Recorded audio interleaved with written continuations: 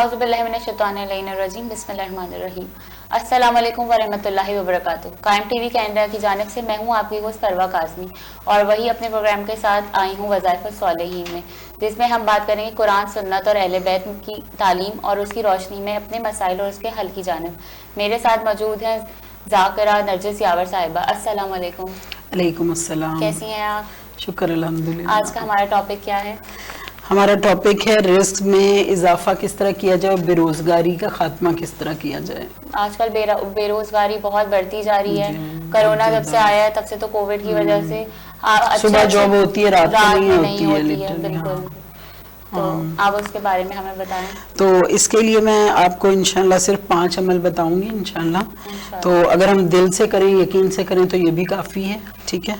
तो सबसे पहले ये सुबह की ताकीबात में ये पढ़ते हैं हम, अल्लाह की तारीफ करनी है।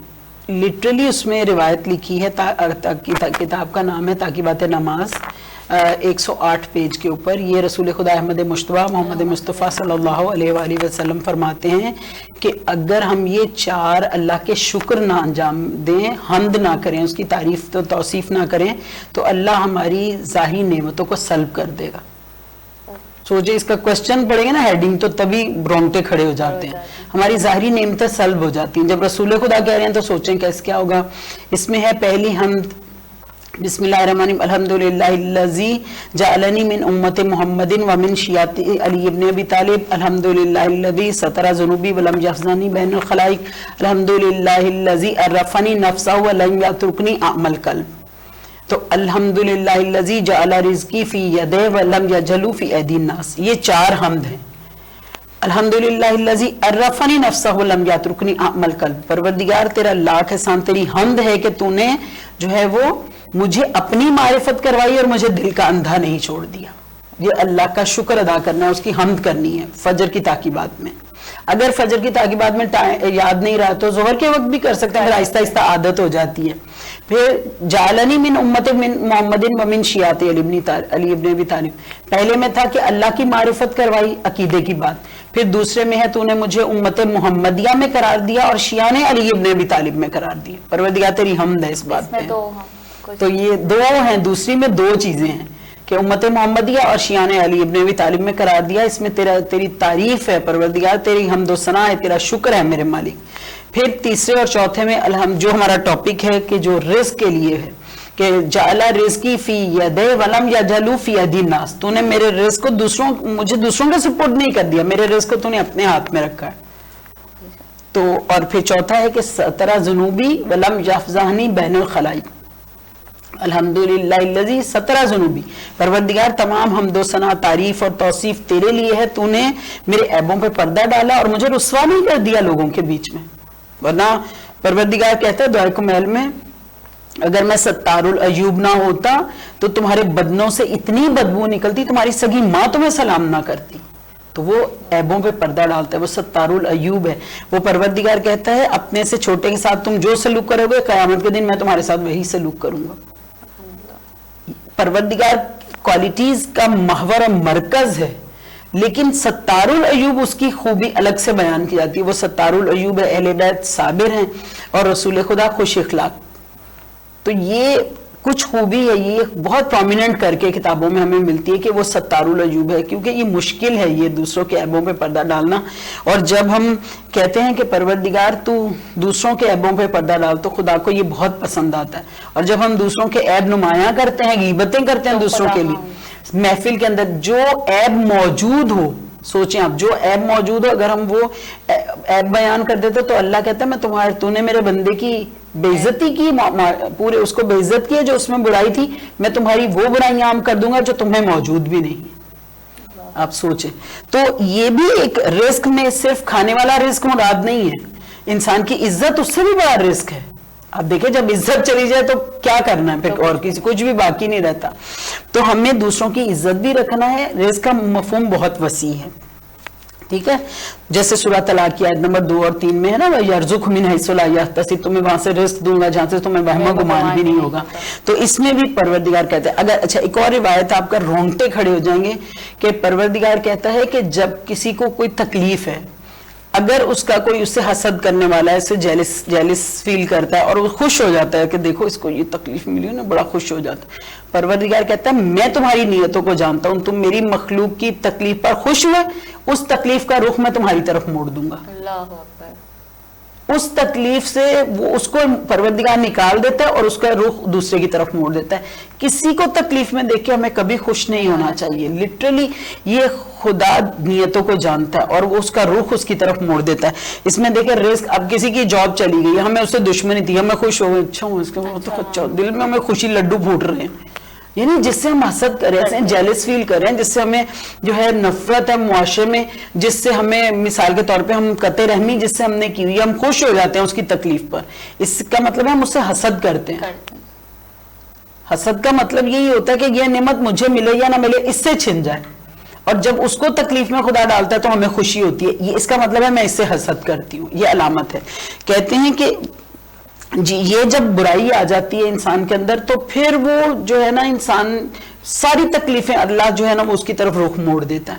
تو ہمیں اس کے لیے کیا کرنا ہے؟ رزق میں اضافے کے لیے اگر ہم چاہتے ہیں بے روزگاری ختم ہو تو ہم کسی کو تکلیف، چاہے وہ جانور ہی کیوں نہ ہو، درندہ ہو، چرند ہو، چوپائے ہوں، حشرات ہوں، جمادات ہوں، ہمیں کسی کو بھی دیکھ کے تکلیف میں دیکھ کے، ہمیں جانور کو بھی دیکھ کے تکلیف میں ہمیں خوش نہیں ہونا چاہیے کہ یہ اللہ کی مخلوق ہے. تو تاکہ باتیں نماز کے اندر جو پیج 108 پہ یہ ہمیں پڑھنا ہے انشاءاللہ یہ فجر کے، تاکہ ہماری ظاہری نعمتیں نہ سلب ہوں. ٹھیک ہے. پھر دوسرا ہے سورہ صف کی آیت نمبر 10 کے مطابق ہم اللہ سے تجارت کریں اور اللہ کے پاس اپنا بینک اکاؤنٹ کھلوا دیں، کیونکہ بے روزگاری ختم کرنی ہے نا، تو خدا سے تجارت کریں. اب خدا سے کیا ہے؟ بسم اللہ الرحمن الرحیم، یا ایھا الذین آمنوا ھل ادلکم علی تجارۃ تنجیکم من عذاب علیم. اے ایمان والو، میں کیا تمہیں ایسی تجارت، ایسا کاروبار، ایسا بزنس نہ بتاؤں جو تمہیں عذاب علیم سے بچانے والا ہو. سوچیں وہ کیسا عذاب ہوگا، جسے اکبر پروردگار کہے. کہا 4 کام تم کرو، 4 فائدے میں دوں گا. 4 فائدے کیا دوں گا؟ پچھلے سارے گناہ معاف کر دوں گا. ایسے محلات دوں گا جو ہمیشہ ہمیشہ رہیں گے، کبھی ختم نہیں ہوں گے. کوئی زلزلہ طوفان اسے ختم نہیں کر سکے گا. ایسے یہ میری ایکسپلینیشن ہے، اپنے اون ورڈز میں بتا رہی ہوں، مفہوماً سب. اور پھر کہا کہ ایسے باغات میں داخل کروں گا جس کے نیچے نہریں جاری ہیں. اور یہ انداز دیکھیے گا اللہ کا کتنا پیارا ہے. یہ آیت کا مفہوماً ترجمہ بتا رہی ہوں، 10 11 12 سورہ صف کی آیت نمبر. چوتھا فائدہ تو وہ دوں گا جو تمہیں بہت پسند ہے، اور وہ ہے اللہ کی مدد دوں گا. تو اب سوچیں بے روزگاری میں جب اللہ کی مدد شامل حال ہو جائے، اور جب گناہ رکاوٹ ہوتے ہیں جس کی وجہ سے روزی ختم ہو جاتی ہے، چاہے وہ کسی بھی قسم کی روزی ہو. بچی کا رشتہ کیا، اب وہ اچھا تھا، جواب ہو گیا. شادی کی اتنی محنت سے ڈیورس ہو گئی بیٹی، یہ بھی رزق ہے نا، ایک سکون بھی ایک رزق ہے. تو یہ سارے بے روزگاری ختم کرنے کے لیے ہم نے اللہ سے تجارت کرنی ہے. سورہ صف کی آیت نمبر 10 یہ آیت تجارت کہلاتی ہے. ٹھیک ہے. تو یہ جب کریں گے اللہ کی مدد شامل حال ہوگی. 10 11 12 ہاں، پچھلے سارے گناہ معاف ہوں گے. یا آپ بھی نیت کر لیں، نیت سے کام سٹارٹ ہو جاتا ہے. جی. تو اس کے بعد ہم، یہ اتنی میری فیوریٹ آیت ہے کہ میرا خیال ہے ساری زندگی بھی اگر پڑھے. کہتے ہیں خدا جس سے محبت کرتا ہے نا اسے اس آیت کی توفیق دیتا ہے. سوچیں آپ، جس سے خدا محبت کرتا ہے اسے اس آیت کی توفیق عطا کرتا ہے. اور جو سن رہا ہوگا انشاءاللہ خدا اس سے تو محبت کرتا ہے، یہ لازمی اس کا مطلب. کیونکہ یہ قرآن سے ہم نے دل کے تار کو جوڑ لیا نا. قرآن میں کیا نور پھیلے ہوئے ہیں، اللہ نے کیا خوشخبریاں دی ہیں، ہمیں اس پہ غور و فکر کرنا ہوتا ہے. پھر آپ دیکھیں کہ جب بے روزگاری کو ختم کرنا تو ہمیں سستی دور کرنی ہے. ہم سست بن کے بیٹھے رہے، گیم میں کھیل رہے ہیں، گیموں پہ گیم میں. ابھی پچھلے دنوں میں جب اشرا پڑھنے گئی تھی انہوں نے بولا آپا کوئی ایسا کاروبار بتائیں لیٹے لیٹے پیسے آ جائے.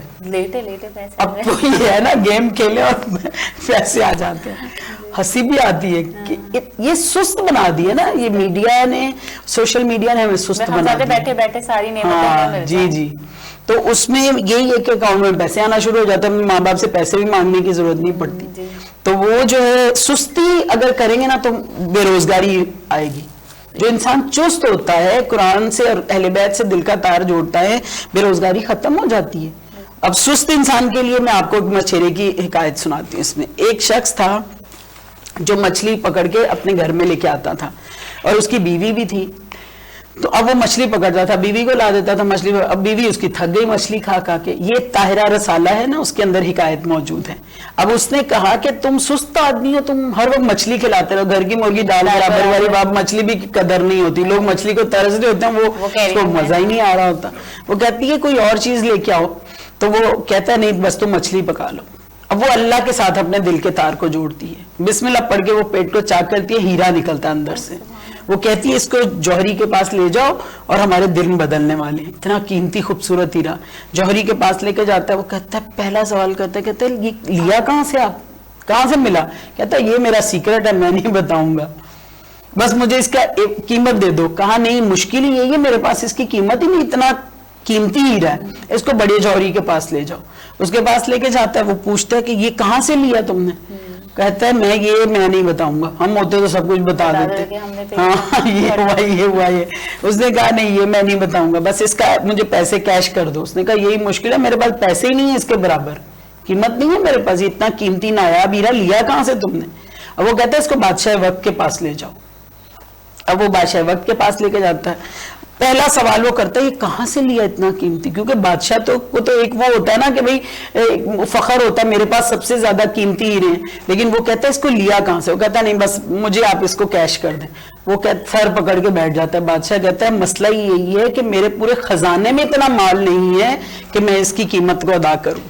تو بس جو ہے نا, اب وہ ظاہرہ آپ کو بادشاہ جو ہوتا ہے اس کے دل میں ایک لالچ بھی ہوتا ہے کہ میرے خزانے میں سب سے قیمتی چیزیں آ جائیں. اب وہ سجیشن دیتا ہے کہ اب میں کیا کروں. وہ کہتا ہے کہ اچھا میں ایسا کرتا ہوں کہ اب مجھے گھنٹے ایگزیکٹ یاد نہیں ہے, میرا دل چاہے میں آپ کو حکایت سنا دوں. ایگزیکٹ سمجھ لیں کہ فار ایگزامپل میں تمہیں 6 گھنٹے دوں گا کہ خزانے کا منہ کھول دوں گا, 6 گھنٹے تم جتنا خزانہ نکال سکتے ہو نکال لو. وہ کہتا ہے something is better than nothing, یعنی نہ ہونے سے تو بہت کچھ ملا, میں تو 6 گھنٹے بہت ہیں بھائی, میں نکال لوں گا بہت کچھ, تو I am ready for this. صحیح ہے.